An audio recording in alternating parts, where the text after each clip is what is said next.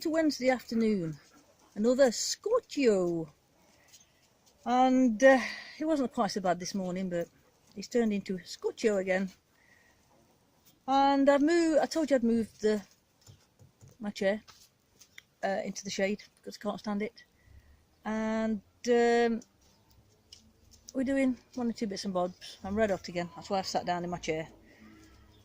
Dogs are hot, and there's jobs that need to be done. There's jobs in the house that need to be done, but I'm just pottering. Excuse the voice, it's going. I've just ate some baby carrots. Right now, I've got one stuck in my throat. I was just saying, I'm just pottering. It's too hot to get stuck in with anything serious. Housework or garden work. I was saying the dogs are tired of the heat as well. I'm tired of the heat. I'm both fed up of it. Aren't you, Flynn? Flynn is fed up, aren't you? Come on then, say hello to me. Say hello to everybody. Flinny says hello. Flinny has grown. Haven't you, Flinny? Yes. Hold on. Here comes Kira. Kira can't be left out. She says, why are you sat in that chair, Mummy? I don't like that chair because I can't get on your knee. Badger with all his fur, even though a lot of it has dropped out, and we've... what are you doing? Stop sniffing a bum. Come and say hello. Come and say hello. Badger says hello. He says, no, I'd rather sniff everybody. See all this lot, it really bothers him. And I've been brushing it out. If you look at his back end, I've been cutting it out as well. Because he's a really long-haired dog. Oh, here we are. Playtime. You're not going to do that for long before you get too hot, won't you? Here comes Rex. Come here, Rexy. Say hello, Rex. Hello, Rex. Here, baby. And then Freya hasn't said hello, have you? Freya is really fed up, aren't you? She's got a miserable face on. She doesn't like this heat. In fact, it's that hot that the pointers are shedding, and the pointers very rarely shed. Dear, you don't shed much at all, except for this weather. Front of her face has gone different because she must have shed out. Shed. It's not too many kisses, Freya. Not when I've got a camera in hand. Front of her face has gone whiter, so I reckon that the brown coat must be slightly longer and covers some of the white up normally, and because the brown's coming out, it's showing you look different, don't you? And she keeps giving me that miserable look, don't you, sweetheart? Miserable, aren't you? She's a miserable girl. She says it's too hot, Mum. Don't like it. No, don't like it, do you? It makes you tired. In fact, I went in earlier and found Badger sprawled out in front of the fan. Hey, baby.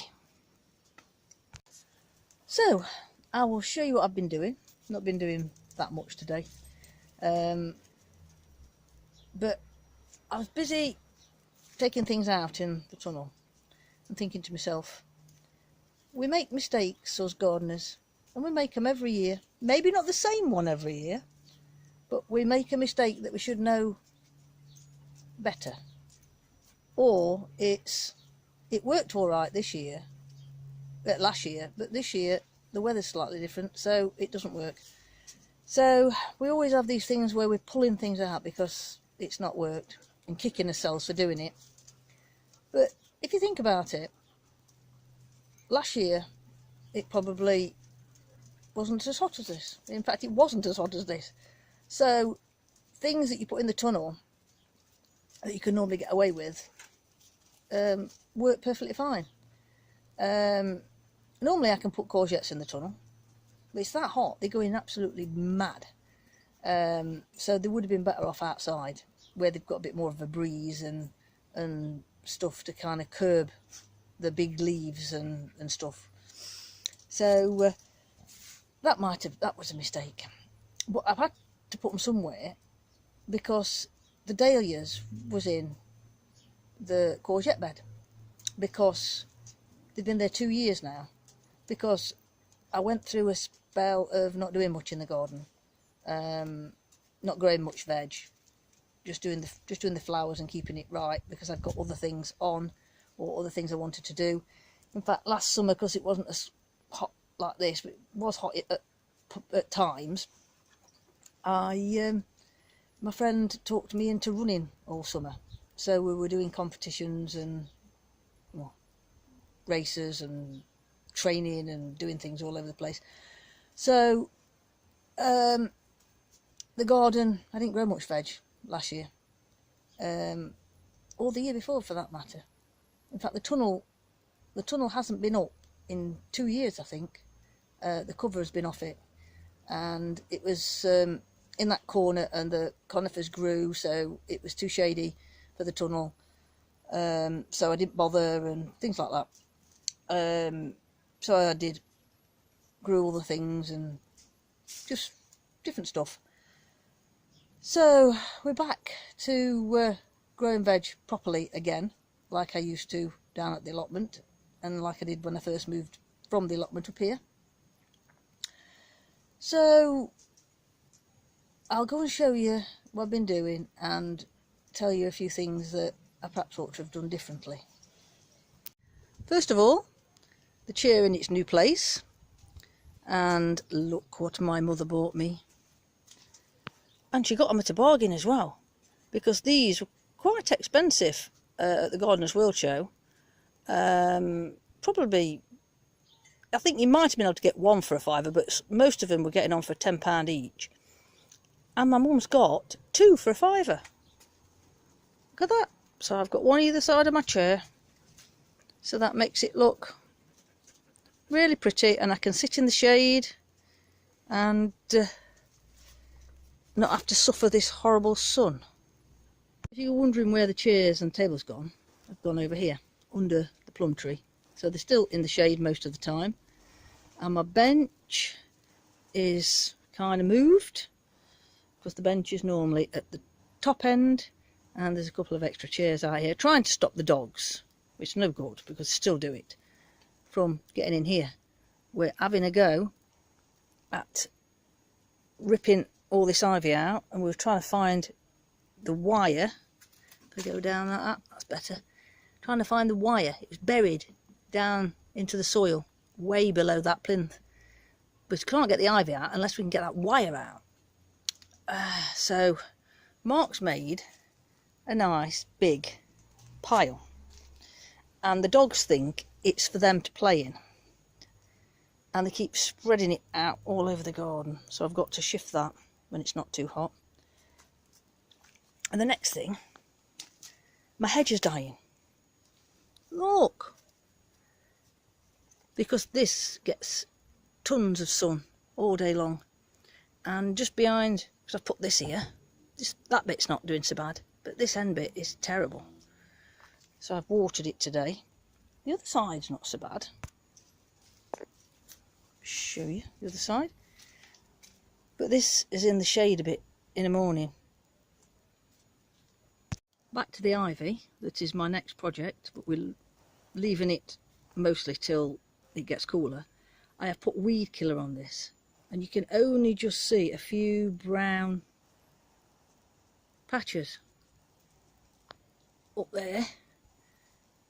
It's hardly touched it, and I've covered from one end to the other in weed killer. That's how strong ivy is. So baby beets for Mark's salad box. I'm going to get them in a pan when I get in. So as nice as the dahlias are, they're not staying in that bed this year, at the end of this year. They're coming out. And this is going to be my courgette bed. So this is where the beetroot was, and I've cleared it all out, and this is one courgette plant, and I've had to cut a load that came all the way over here. I would have pulled it out, but there's another one coming on it, so I've left it in for now, but it might come out in a bit. And I've been making a plan for the tunnel for next year as well. which I will show you and explain on a separate video. I've had a bit of a mess around with this butternut squash and turned it round to come out this way, and been chopping a few extra leaves off down there, because wherever it is, this one, that's the leader, and it's got a fruit on it down there, and if it gets stuck underneath all the leaves, then the bees don't see it, and then they don't set. So the next job is to transplant another butternut squash bush, which that one is, even though they do run slightly, into here. So as I was saying, I've made myself a plan for the tunnel, the bed with the dahlias in, and the bed with where the lettuce is. So the sunflowers are going to stay, they're going to be planted in the same place next year, but I've got a different idea for my beans. And the top end of this bed, let me show you where I had the beans aren't going there, and that was another mistake, because everything in this garden was late, very late. Didn't start growing anything till end of April. The weather was that bad. I hadn't even started. Lots of people had started and got things in the houses or in heated greenhouses, but I did nothing. I think I hadn't got anything really growing much till May. So this frame went up and these beans went in, and I didn't prepare this ground, even though it had been covered and it had not had anything growing in it for 2 seasons. It wasn't really ready, and the beans shouldn't have been planted so close to that edge. They're drying out too quickly. So my bolotis have not really done very well. I did have a few off them, and there's a few up there which I'm leaving for seed, even though I have been sorting my seed box out and I have found some more, so I ain't got to buy any more, so it doesn't really matter if I don't save any seeds. It's lettuce and carrots and beetroot are doing fine, but next year I am going to put the pumpkin in there and train it behind the tunnel. But over there I'm going to put a butternut squash and train it out that way and across down there, because there's plenty of room for it to go sprawling off down there. Got a nice little flutterfly on my buddleia. Are you enjoying that butterfly? Yeah? This is my... Oh, I don't know why the dogs will keep barking. I've just been to the door and there's nobody there. I just stop it. This buddleia, Joe got me, and it's a mini buddleia for pots, putting in pots. We've got a bee on that. Bye bye, BB. So it's doing really well. I've got two plants, so I've got one in each side of the summer house. Got one in that one. Oh, you comfy, Kira? You enjoying yourself? So I'm very pleased with the amount of bees that's in the garden, because at the beginning of the year there wasn't much at all. There wasn't what's up with Badger. There's that motorbike. I can hear it. I can hear it. You know, he has to bark at this motorbike that keeps coming up and down our street regular. In fact, there's one that's even noisier than that. Badger, stop it! You stopped? No. I forgot to shout at him. Oh, you stopped before I shouted at you. So I've just been to the door because they were barking like mad, and the kitchen door must be the wind had slammed, so they couldn't get into the front room where the fan's on.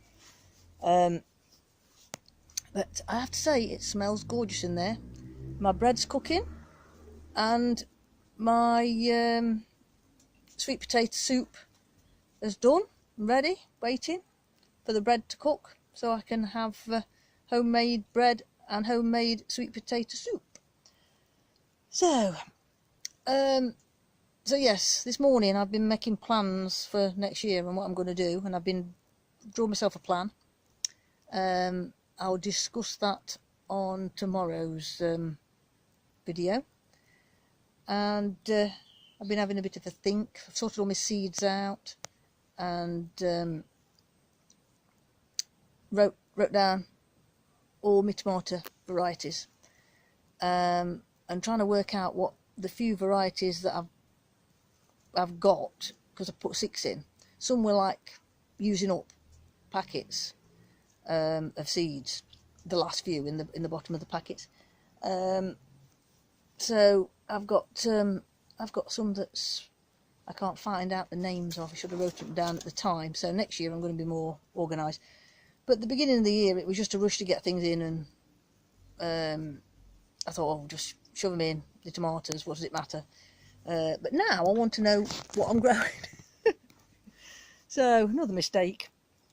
You always make them, don't you? You always make mistakes and don't learn from them for following years. I've done that quite a few times. At the time you think it doesn't matter, and then later on in the season, when you think, oh, that one's growing well, I wish I knew what it was so I could grow it next year.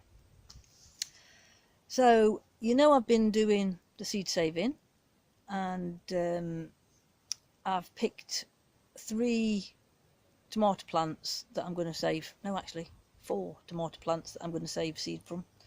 I've run out of the beefsteak ones, so I'm going to save the seeds for them. And I've got like a tumbling tom one, a red one and a yellow one, that I got free from the garden centre. So I'm going to save some seeds from each of one of those, because one's yellow and one's red. And then my Russian, it's called Russian black, isn't it? Or black Russian, something like that, that I got free. I'm going to take a tomato off of that and save seeds from that one as well. And that is not on my list that I've just took of the seeds, new seeds I bought, and seeds that I've already got from previous years. I've got quite a few that you get free on magazines and stuff, and I've not used them, but I've been looking at them and I'm quite interested in 1 or 2. And I've looked up that cucumber, and if I can search my memory from previous years, I've done this before. It definitely says bush. It says its name is Bush Champion, and it is nowhere near a bush, unless they mean a bush that'll go up 6 foot high and not very wide. But to us, it's not like a bush, is it? I mean, the others that don't say bush on them, the more prickly ones, that I've grown them quite a few times from the same packet of seeds for 2 or 3 years, because you get quite a few in a packet, and they've always come with runners, so I was expecting them to have like runners, so you've got lots of long ones, and you can either train them up or you can cut them off. But this one's hardly got any type of runner, side shoots to make it into a bush or anything. So why is it called Bush Champion, I don't know. But it's got lovely long green cucumbers on it. And I've grown that one in previous years as well. So them 2 packets of seeds lasted me for ages. So I've kind of wrote a list of what cucumbers I've got, packets, and what the new cucumbers that I've ordered, that have come. I think I have got another one to come. Some light round melon type cucumbers. And same with the tomatoes. And I have got an awful lot of varieties of tomatoes, so I might not be growing every single one that I've got seeds for, because I don't think I've got room, unless it's a good year and it's like this and I can grow a lot outside. Because I have found that I have a bush tomato that says that it's really good for outside and it's blight resistant. And I think I found another normal tomato that it says it's blight resistant and good for outside.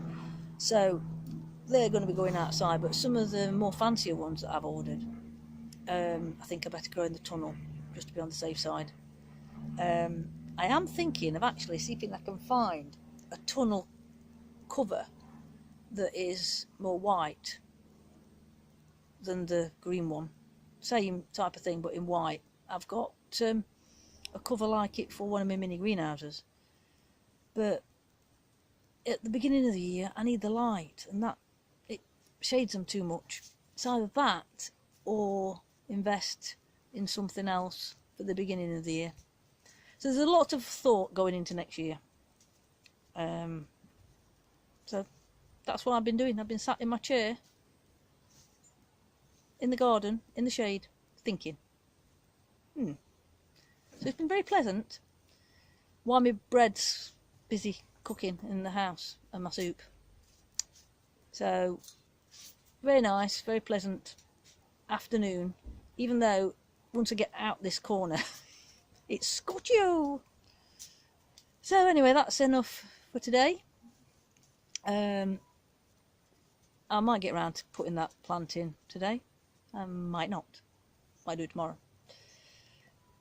I'm on a go slow. It's too hot for me.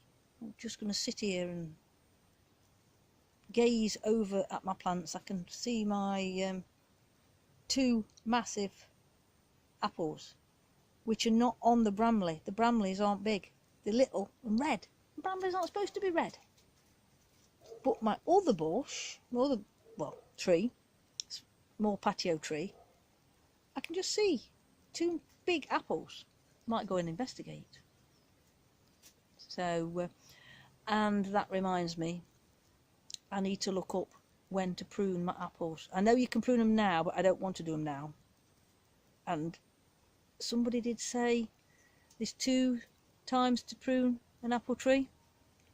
I think they said October, but I'm not sure. So that's something else I've got to go on Mr. Google Pants and find out